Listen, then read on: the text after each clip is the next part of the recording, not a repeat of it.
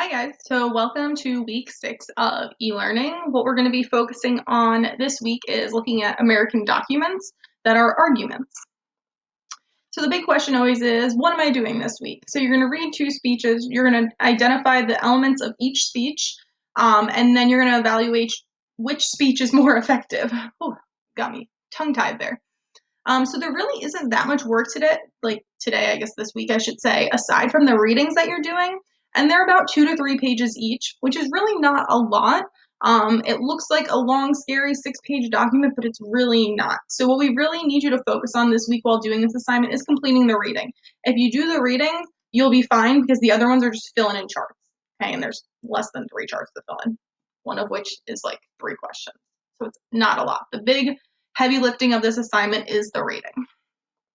So what will you be reading? You're going to read an argument presented by George Bush and an argument presented by Senator Rand Paul on the Patriot Act. So what is the Patriot Act? That's a wonderful question. The USA Patriot Act, commonly known as the Patriot Act, is an act of the United States Congress that was signed into law by U.S. President George W. Bush on October 26, 2001. The title of the act is contrived of like the 3 letters initially, USA, and then the acronym Patriot, which is a combination standing for uniting and strengthening America by providing appropriate tools required to intercept and obstruct terrorism act of 2001. That's a mouthful, right? I could barely say it. But the big thing to take away from this is that it was a law passed to kind of battle terrorism. Okay, it was in response to the September 11th attacks and the 2001 anthrax attacks. So Congress passed this legislation to strengthen national security. That was its goal. Ooh, I won't let me go. Okay. Why is it being debated? Like, why do people have all different opinions about it? So, recent history has included ethical struggles over the proper role of the government in regards to access to private citizens' information. So, the Patriot Act was and is heavily debated as an overreaching of government power that is unconstitutional. The overall goal of this act, however, was to keep people safe. Okay, so when it was initially passed, it was like the idea would be that they would use this information to stop and prevent terrorist attacks from happening. But it apparently was not always seen that way because some believe that it is an overarching reach of government power, right? So this is like when they can dig through phone records to find information out, which kind of obstructs some justice, allegedly, according to our arguments. All right, so George Bush's side. George Bush was the 43rd president of the United States and served from 2001 to 2009. Following the terrorist attacks in 2001, including September 11th and the anthrax attacks, President Bush signed the USA Patriot Act. And while the Patriot Act was intended to protect Americans, some felt that it threatened their constitutional rights. On the other hand, Senator Rand Paul is against the Patriot Act. So Senator Rand Paul spoke out against renewing the Patriot Act on May 20th, 2015. The bill was about to expire and be renewed, but Senator Rand Paul conducted an 11-hour filibuster, which is an attempt to block or delay Senate action, trying to persuade the Senate to not renew the Patriot Act. Okay, so that's what his speech is all about, is why they shouldn't renew it. So what else do I need to know to rock this assignment? We need to know the general elements found in an argument, which we've been talking about for the past couple weeks. So what are the general elements? Wonderful question. We have a claim, the idea of which the author is arguing, so their actual argument. The reasons, those are the explanation of why the claim should be accepted as true, like what supports it. Evidence is the data, personal anecdotes, expert opinions that help support the claim. And then we have counterclaim, a claim that disagrees with the writer/speaker's claim. Those are all things that we've talked about over the past few weeks. We do have 2 new terms this week. So we have rebuttal, evidence that negates or disagrees with the counterclaim. Concession, acknowledgement of a point made by the opposition. So we've been working with the majority of these terms, but let's focus on those new ones.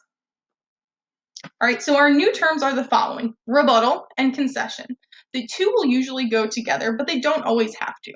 Once you address the counterclaim, the opposite side of your argument, the rebuttal explains why the counterclaim is wrong. A concession, on the other hand, is when you acknowledge that the person you are arguing with made a good point or that there's a valid point in their argument. So an example from The Office, because of course there is one. For example, in season 5, episode 13 of The Office, the characters have a debate whether Hilary Swank is hot. Oscar believes that Hilary Swank is not hot, but let's look at his argument. So please note that I do not approve of this behavior, but it is a good example of what I'm trying to explain to you. Don't even give him full internet access. Wait, what? See that? The obvious symmetry of the face. This is a natural appeal of the scientific standard of koinophilia. Features that are a composite average of many features. Yes, she's attractive, but she's not hot. All right, so let's talk about that and break it down. Although Oscar thinks that Hilary Swank is not hot, he points out why one might find her attractive because of the thing koinophilia, or being attracted to the symmetry in Hilary Swank's face. This shows Oscar addressing the counterclaim, which is Hilary Swank is hot, which is the opposite of his claim. So Oscar says not hot, counterclaim is she is hot. However, Oscar's rebuttal to this is that she is not hot, but merely attractive or pleasing to the eye. By pointing out that yes, Hilary Swank is attractive, Oscar has a concession. He acknowledges that Hilary Swank is not ugly, but that she is good looking. He just doesn't believe she's classified as hot.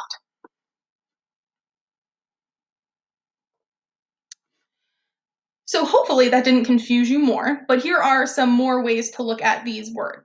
So rebuttal, evidence that negates or disagrees with the counterclaim. One might say that cats are less messy than dogs, but you are still stuck cleaning up their poop. The only difference is that cats are permitted to poop in your home. Now, a concession, on the other hand, is an acknowledgement of a point made by the opposition.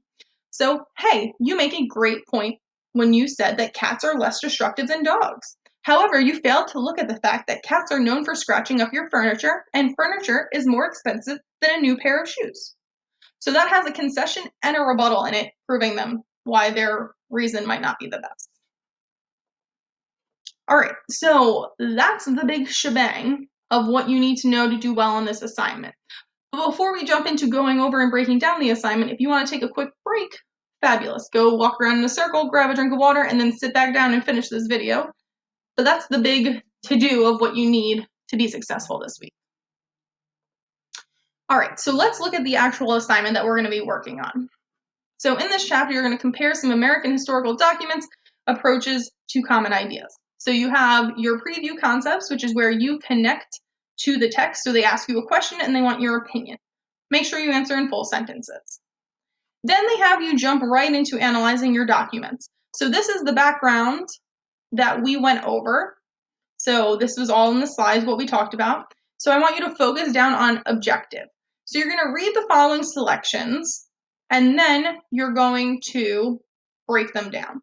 So each of these documents is about the Patriot Act. What we want you to do as you're reading is write questions that you have about the Patriot Act in the My Thoughts column. All right, and as you're reading, make sure you're highlighting key ideas related to the president or the person's address to the argument. So then you're going to read through your text, and they jump into analyzing these documents now. So they go over those terms that we just covered in the slideshow. What they want you to do is complete this chart breaking down the different elements of the argument. So we have our elements here, and then this is where we write our answers.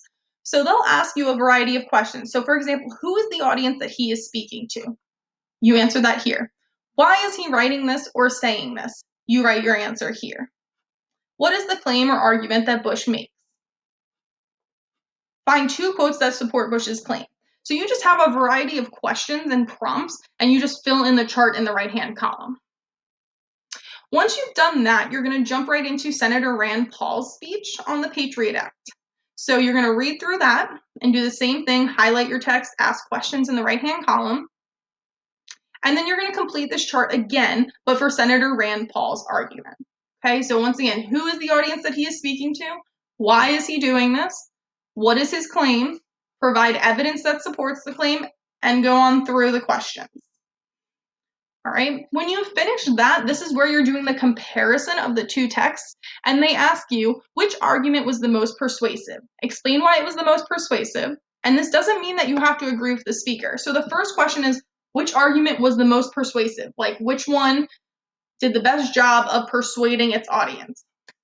The second thing they ask you is which argument had more convincing or persuasive appeals? And remember, our appeals are ethos, pathos, and logos.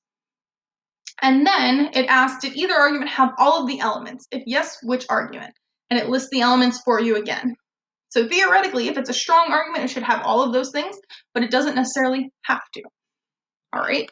So, and that's the end of your assignment for this week. So once again, like I said, the big to-do for this assignment is reading. Take your time, break down those paragraphs, highlight your important information, and ask your questions in the right-hand column, so that you can do well on everything else, because the actual written work isn't a whole lot this week. What we want you focusing on is breaking down the text and then having these key elements identified. So make sure you are doing all of that and you should be good. So if you have any questions or concerns, please make sure that you contact me so we can talk about it. And good luck this week.